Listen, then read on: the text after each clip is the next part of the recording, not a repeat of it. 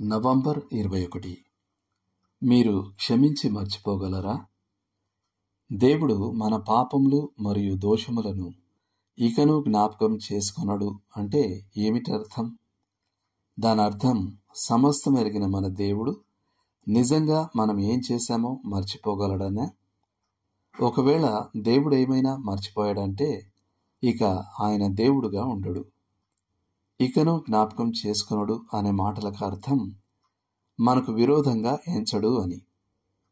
దేవునికి మనం ఏం చేశామో గుర్తుంటుంది, కానీ ఆయన దాన్ని మనకు విరోధంగా ఎంచడు. ఆయన మనతో కృపా కనికరాల ప్రాతిపదికన వ్యవహరిస్తాడు, ధర్మశాస్త్రం మరియు పుణ్యం ప్రాతిపదికన కాదు. ఒకసారి పాపం క్షమించబడిందంటే అది మన ముందుకు మళ్ళీ ఎప్పుడూ తేబడదు. ఆ సంగతి నిత్యకాలం పరిష్కారమైనట్టే. నా సలహా కోసం వచ్చిన వారు, సరే నేను క్షమించగలను కానీ నేను మర్చిపోలేను అనడం కాపరిగా నేను తరచూ విన్నాను. నేను సాధారణంగా, నిజమే, మీరు మర్చిపోలేరు. మీరు ఈ విషయాన్ని ఎంత ఎక్కువగా మీ మనసులో నుండి తీసేయడానికి ప్రయత్నిస్తే అంత ఎక్కువగా మీకు అది జ్ఞాపకం ఉంటుంది, కానీ మర్చిపోవడం అంటే అది కాదు అని జవాబిస్తాను. ఆ తర్వాత నేను మర్చిపోవడం అంటే మనకు అపకారం చేసిన వ్యక్తికి విరోధంగా దాన్ని ఎంచకుండా ఉండడం అని వివరిస్తూ పోతాను. ఇతరులు ఏం చేశారో మనకు గుర్తుండవచ్చు, కానీ వారెప్పుడూ అలా చేయనట్టు మనం వారితో వ్యవహరిస్తాం.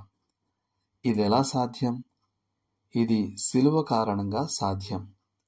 ఎందుకంటే అక్కడ దేవుడు తన కుమారునితో కుమారుడే పాపం చేసినట్టు వ్యవహరించాడు. దేవుని క్షమాపణ గురించిన మన అనుభవం మనకు ఇతరులను క్షమించడాన్ని సాధ్యపరుస్తుంది. దేవుడు ఇలా ప్రకటిస్తున్నాడు: నేను వారి దోషముల విషయమై దయ కలిగి వారి పాపములను ఇకను ఎన్నడూను జ్ఞాపకం చేసుకొననని ప్రభువు సెలవిచ్చుచున్నాడు. హెబ్రీ 8:12. ఇవి కూడా చదవండి.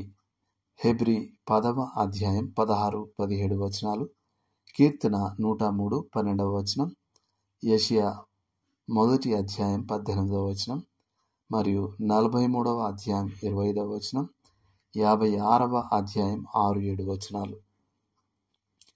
చేయాల్సిన పని: ఎవరైనా మీకు అపకారం చేసి ఉంటే అతన్ని లేక ఆమెను మీరింకా క్షమించకపోతే అతడు లేక ఆమె చేసింది ఒక కాగితంపై రాయండి.